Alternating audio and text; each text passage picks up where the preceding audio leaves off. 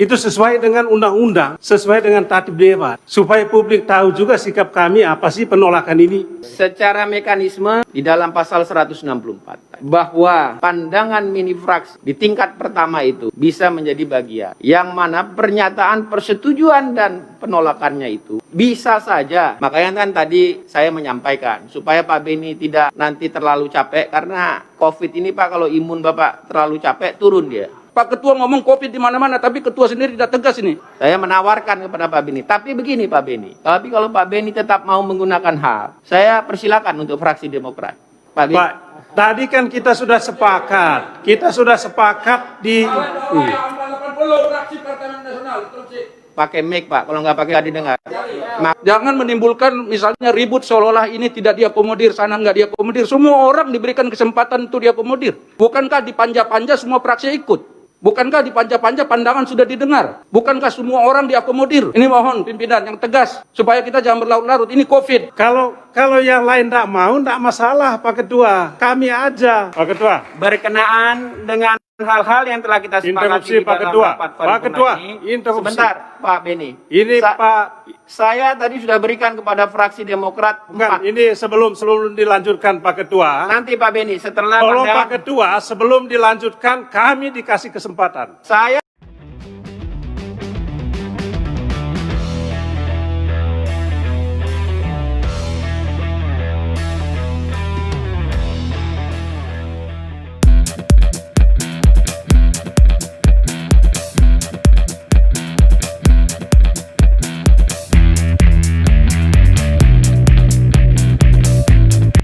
Sahabat Suara Flores yang budiman, kembali lagi bersama saya Yanes Petir dari Timur Tengah alias dari Timur yang tinggalnya agak ke tengah.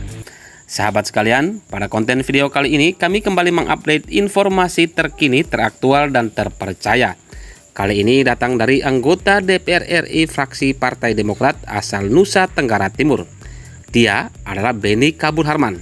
Beni Kabur Harman melakukan aksi berani, tegas hingga viral di alam raya media sosial bahwa atas nama Partai Demokrat dan rakyat di seluruh Indonesia, Beni Harman menolak rancangan Undang-Undang Cipta Kerja di ruang sidang DPR RI.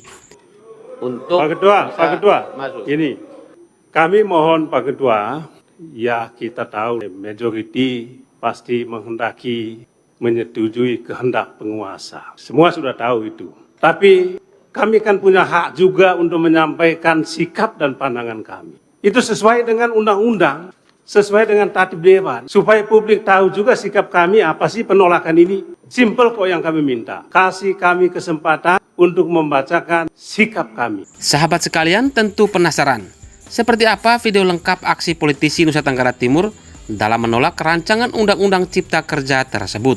Para sahabat, jika Anda setuju dengan aksi yang dilakukan oleh politisi yang populer dengan nama BKH ini, mari simak video ini sampai selesai dan share sebanyak-banyaknya. Oke sahabat, kita simak video selengkapnya. Beni Kabur Harman, anggota fraksi Demokrat, menjadi buah bibir karena ngotot menolak pengesahan rancangan Undang-Undang Cipta Kerja kemarin. Bahkan politisi ini sempat bersih tegang dan diusir dari ruang sidang paripurna DPR RI.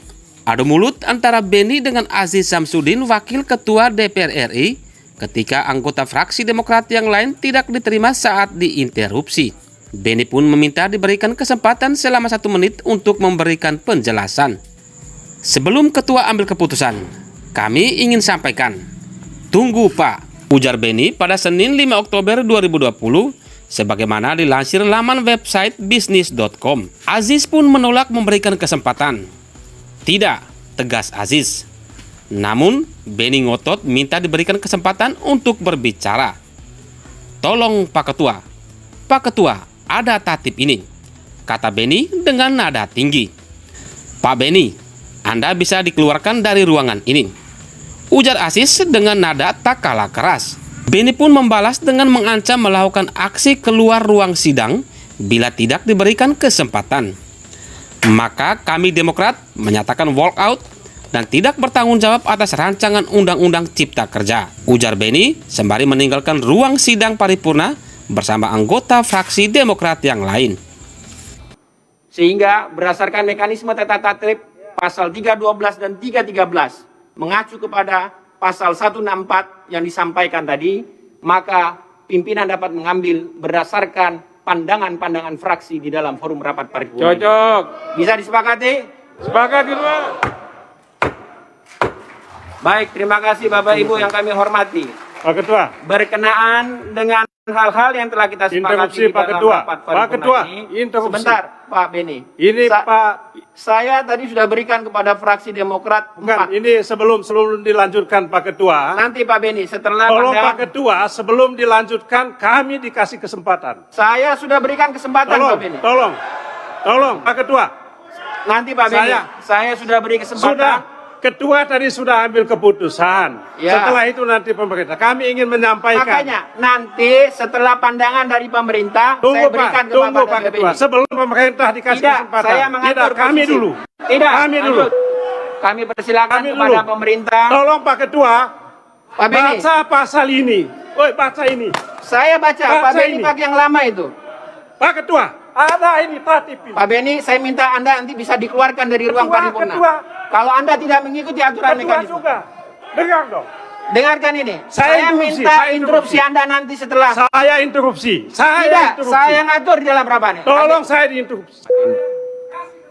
Baik, Bapak Ibu Tolong, sekalian. Pak Ketua. Pak Ketua. Interupsi akan kita terima setelah pandangan dari pemerintah. Pak Ketua, sebelum pemerintah yang sangat saya banggakan dan hormati, toh kami dikasih kesempatan. Saya sudah Satu kasih- menit. Tidak, Satu Pak menit. Beni. Saya ngatur dalam kesempatan ini. Satu menit. Tidak. Satu Kami menit. persilakan kepada pemerintah untuk menyampaikan pandangan. Nanti setelah pemerintah baru. Kalau demikian maka kami fraksi Demokrat menyatakan walk out dan tidak bertanggung jawab. Setelah drama tersebut, rancangan Undang-Undang Cipta Kerja pun disahkan. Tercatat ada 6 fraksi menyetujui, yaitu PDIP, Golkar, Gerindra, Nasdem, PKB, dan P3. Adapun PAN menyatakan setuju dengan catatan, sedangkan PKS dan Demokrat tegas menolak pengesahan rancangan undang-undang tersebut. Seusai keluar dari tempat sidang, Beni menyampaikan alasan walkout fraksi Partai Demokrat karena tidak ingin masa pandemi COVID-19 dimanfaatkan untuk para pengusaha untuk mengesahkan rancangan Undang-Undang Cipta Kerja yang merugikan para pekerja. Jangan manfaatkan COVID-19 saat ini. Jangan atas nama COVID-19, pengusaha-pengusaha, pebisnis-pebisnis ini memanfaatkan kondisi dan memaksa Presiden untuk mengesahkan rancangan undang-undang yang menguntungkan mereka, tegas Beni. Menurut Beni, setelah pengesahan rancangan undang-undang ini, akan ada pemutusan hubungan kerja atau PHK habis-habisan.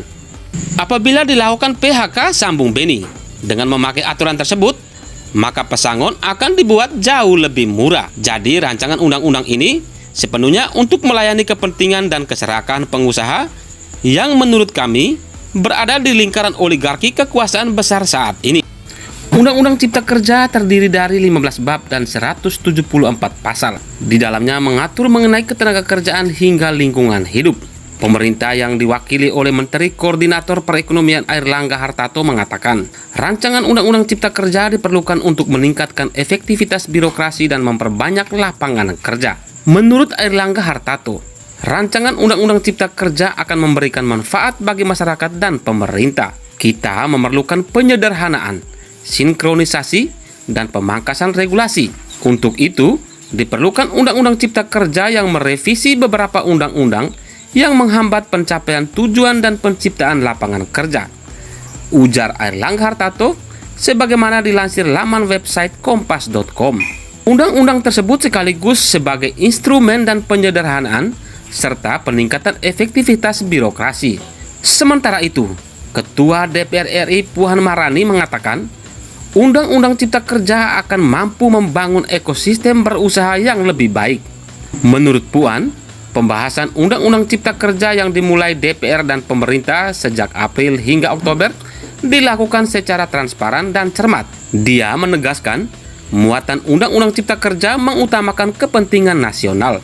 Rancangan undang-undang ini telah dapat diselesaikan oleh pemerintah dan DPR melalui pembahasan yang intensif dan dilakukan secara terbuka, cermat, dan mengutamakan kepentingan nasional baik dalam jangka pendek maupun dalam jangka panjang. Beni adalah politisi Partai Demokrat kelahiran Denge, Satarmese, Kabupaten Manggarai, Nusa Tenggara Timur. Saat ini, ia menduduki posisi sebagai anggota Komisi 2 DPR RI. Dia pernah menjabat sebagai Ketua Komisi 3 DPR RI periode 2009-2014 bersama dengan Aziz Samsudin dari Partai Golkar yang kala itu sebagai Wakil Ketua.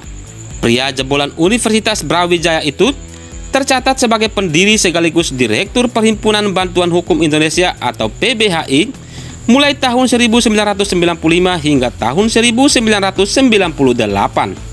Beni juga mendirikan Center for Information Economic Law Studies dan juga berposisi sebagai Direktur Eksekutif. Beni pun pernah terpilih menjadi salah satu anggota Komisi 2 DPR RI mewakili Partai Keadilan dan Persatuan Indonesia pada pemilihan umum tahun 2014 lalu. Kemudian pada pemilu tahun 2009, ia pindah ke Partai Demokrat dan terpilih menjadi anggota DPR RI Komisi 3 membidangi hukum. Sahabat sekalian, demikianlah informasi aksi politisi Partai Demokrat asal Nusa Tenggara Timur yang pernah mencalonkan diri sebagai calon gubernur Nusa Tenggara Timur. Bagaimana pendapat sahabat sekalian tentang aksi penolakan Partai Demokrat ini? Tinggalkan komentar Anda dan share sebanyak-banyaknya jika Anda sepikir dengan aksi Beni atas nama Partai Demokrat dan rakyat di seluruh Indonesia. Demikian sahabat, kami kabarkan untuk Anda. Salam hormat dan sampai jumpa pada video berikutnya.